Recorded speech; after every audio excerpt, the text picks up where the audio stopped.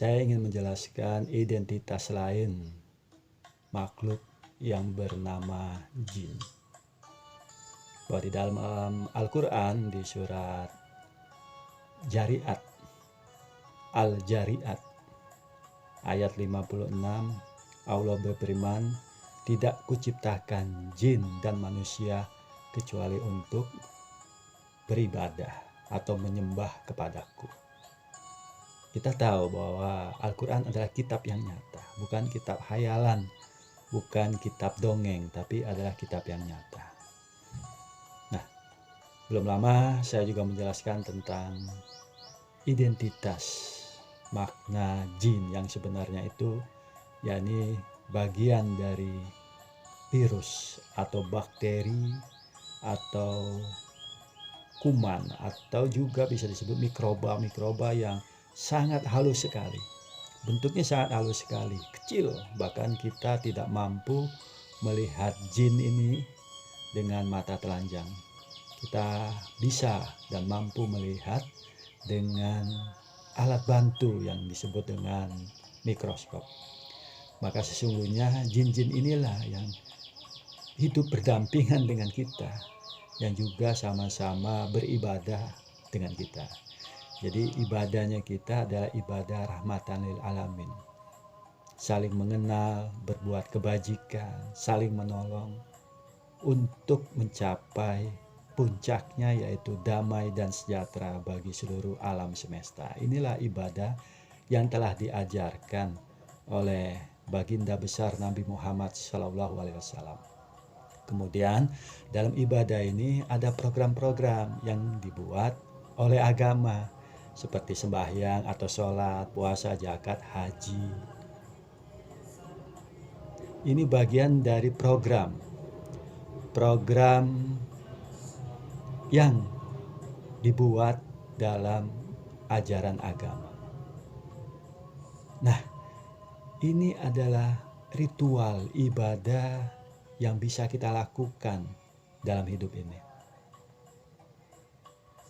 Sementara jin itu ibadahnya tidak sama seperti kita. Jin ibadahnya tidak sama seperti kita. Kalau ada yang mengatakan bahwa jin juga sembahyang, sholat, puasa, sama seperti kita, yaitu sebenarnya bukan jin yang sebenarnya. Itu adalah makhluk-makhluk astral atau makhluk-makhluk yang memang halus, arwah-arwah yang memang tidak bisa kembali kepada Tuhan, dan di dunianya, di dimensinya itu dia ingin sekali melakukan hal yang sama seperti kita.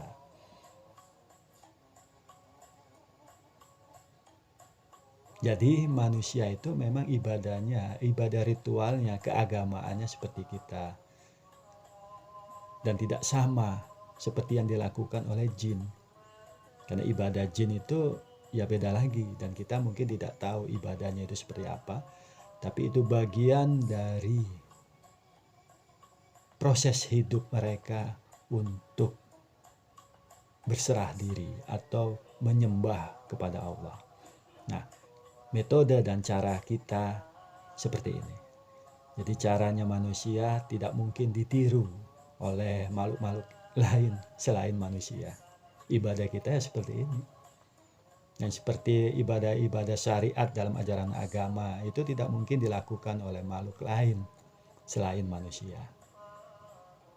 Jadi kalau ada jin yang bisa sholat, bisa pergi haji, mungkin ada juga jin yang ke gereja, ke vihara. Ya ini kan lucu ya, seolah-olah Tuhan tidak puas dengan ibadah ritual yang dilakukan oleh manusia, sehingga Tuhan harus menciptakan makhluk yang lain yang bernama jin, yang juga ibadahnya sama seperti kita. Iya, ini cerita lucu. Selama ini kita dipersepsikan ya seperti itu, bahwa jin ya sama seperti manusia, sembahyang. Seolah-olah Tuhan tidak cukup bahwa kita telah melakukan yang terbaik. Rasulullah, para nabi juga manusia telah melakukan hal yang terbaik. Jadi hanya manusia saja yang melakukan ritual ibadahnya ya seperti yang kita lakukan ini, dan tidak dilakukan lagi oleh jin. Nah, jin ini adalah mikroba atau makhluk yang sangat kecil sekali, sangat halus, dan hidupnya berdampingan dengan kita. Dan bakteri-bakteri dari jin ini memang ada yang taat dan patuh kepada kita, akhirnya memberikan kita kesehatan di dalam tubuh kita. Sementara yang menyimpang, nah ini yang dikategorikan jin yang kafir, itu yang memberikan kita penyakit. Ya, kalau kita sakit, nah ini dibuat oleh makhluk yang bernama bakteri yang disebut dengan jin ini. Sementara kalau kita sehat, maka jinnya ini membantu kesehatan kita yang disebut dengan bakteri-bakteri bagus. Nah, inilah penjelasan yang ingin saya sampaikan agar kita bisa melakukan pembaruan dalam berpikir bahwa Al-Quran itu kitab yang nyata. Ya, bukan kitab bohongan, bukan kitab dongeng, adalah kitab yang nyata. Maka kita harus mempercayai, mengimani keberadaan jin itu dalam kehidupan. Karena ini bagian dari keimanan. Karena tercantum di dalam Al-Quran bahwa Tuhan menciptakan jin dan manusia untuk beribadah kepadanya.